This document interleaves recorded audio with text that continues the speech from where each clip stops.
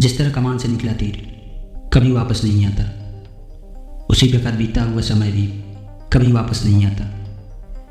आपके जीवन का एक एक क्षण अत्यंत मूल्यवान है, उसे गवाइए मत, उसका सदुपयोग कीजिए। समय का सदुपयोग करके आप सफलता की ओर बढ़ते जाते हैं। संसार में जितने भी महान और सफल लोग हुए, सभी के जीवन का अध्ययन करने पर यह ज्ञात होता है कि उन सभी ने समय के महत्व को पहचाना और उसका सदुपयोग किया। एक बार गांधी जी को एक सभा में जाना था, पर दुर्भाग्यवश उस दिन उनका स्वास्थ्य ठीक न था।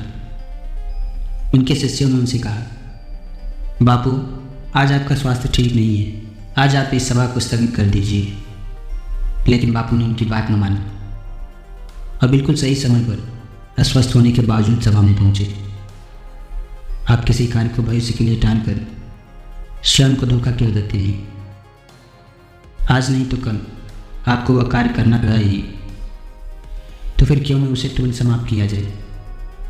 यदि आप अपने किसी कार्य को बार बार टाल देते हैं तो आपको उसके न होने का भय भी सताता रहता है और आप पर दबाव भी बढ़ता जाता है।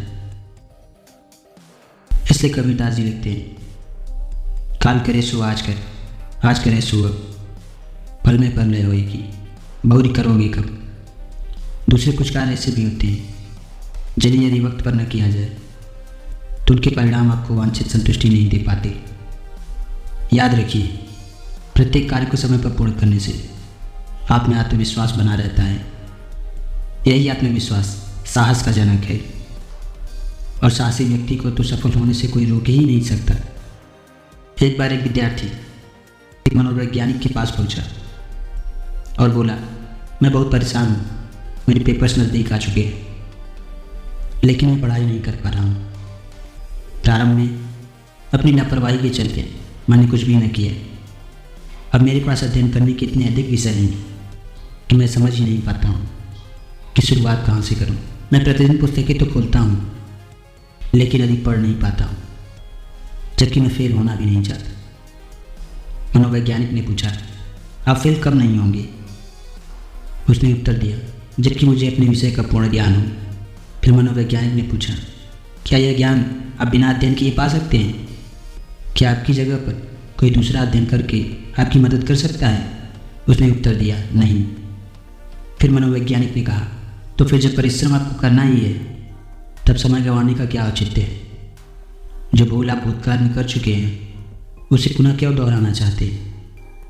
स्वयं पर पूर्ण विश्वास रखते हुए, अपने एक एक पल का सदुपयोग करते हुए परिश्रम जारी रखिए। आपको परीक्षा में अवश्य सफलता मिलेगी।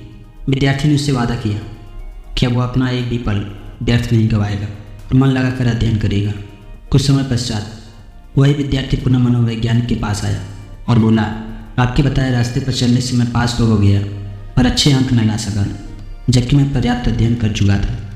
मनोवैज्ञानिक ने कहा, मैं मानता हूँ तुमने अपने विषय को भली बात अध्ययन कर लिया होगा, पर तुमने इतनी देर से अध्ययन किया कि तुम स्वयं में पर्याप्त आत्मविश्वास न जगा सके।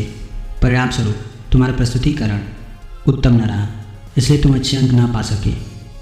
विद्यार्थी ऐसा सुनकर असंतुष्ट होकर वहाँ से चला गया। दोस्तों, अपने किसी कार्य को कल पर मत टालिए।